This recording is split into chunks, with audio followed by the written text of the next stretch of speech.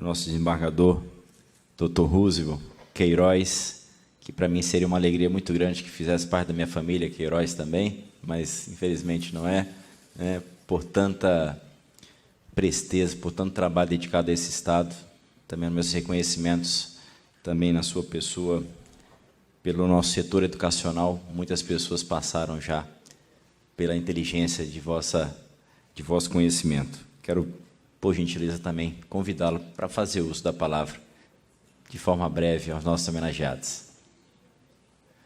Quebrei o protocolo aqui, né?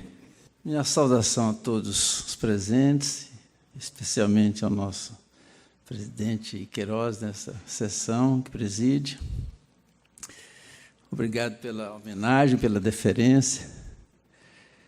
Fico até emocionado, porque fui pego de surpresa, mas falar dessas duas figuras, né, que já falaram tão bem aqui, relembrando,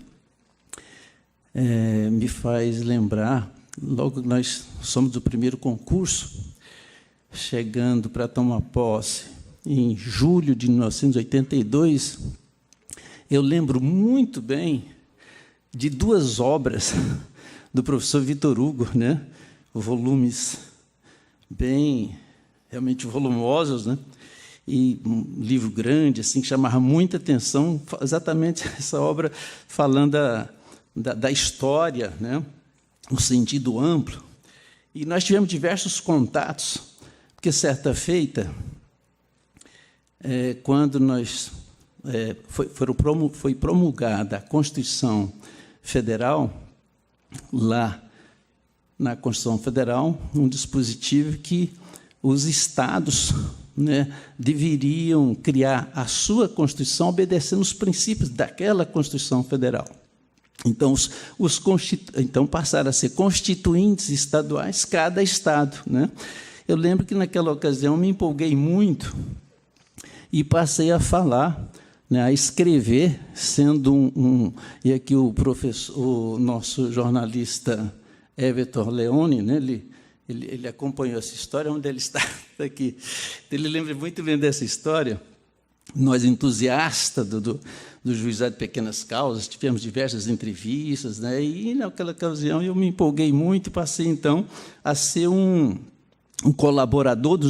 Eram 3 jornais, todos eles publicavam os meus artigos a respeito, né, e falando sobre a nossa as constituições estaduais, né? Inclusive, aí tem alguns artigos bem polêmicos naquela ocasião, sobre o aumento de número de desembargadores nas constituições estaduais, onde as associações trabalhavam no sentido de aumentar o número de desembargadores, e eu me insurgi contra isso, tendo em vista que eu era professor da Escola da Magistratura, e a matéria era organização judiciária, e é uma organização judiciária que eu via, né, não essa organização judiciária dos estados, mas no âmbito da Constituição Federal, e realmente me insurgi, né, contra o aumento dos desembargadores, e daqui do Estado saía algum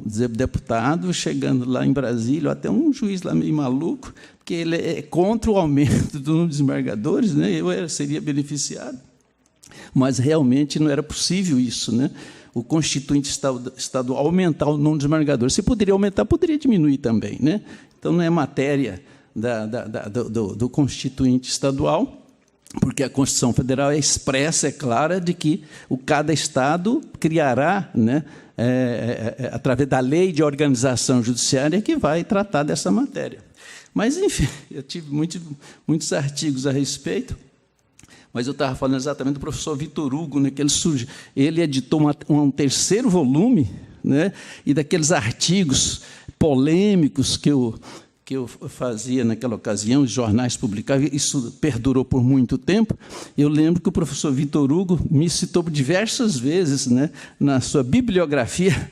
A sua esposa está aí dando um amém do que eu estou falando, mas exatamente isso, né? Ele fez diversas citações daqueles artigos, porque ele era muito assim, polêmico, realmente, né, ele era bastante corajoso, e então citava esses meus artigos, e eu tive a honra, o prazer de ser citado no seu livro, no 3º volume, também dando continuidade ao que ele havia fazendo. Mas, enfim, estou falando muito, e aquela história, a gente que é decano, né, já tem um certo tempo, né, tem essa pode, então, realmente contar a história, né?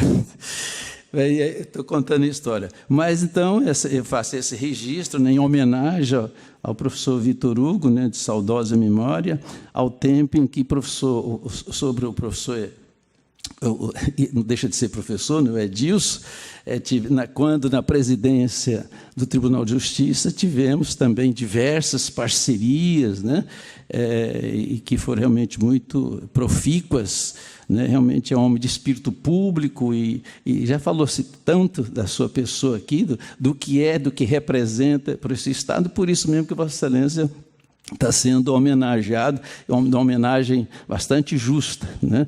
Então, parabéns aos 2 homenageados e obrigado pela deferência, professor Queiroz.